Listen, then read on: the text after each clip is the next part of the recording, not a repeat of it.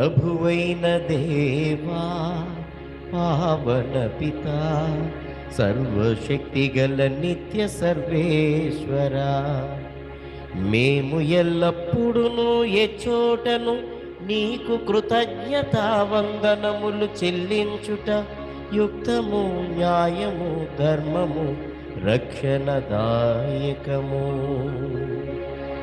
మేము చేయు స్తుతి నీకు అవసరము లేదు, మేము నీకు వందనములర్పింపవలయుననెడు మాలోని కోరికయు నీ వర ప్రసాదమే.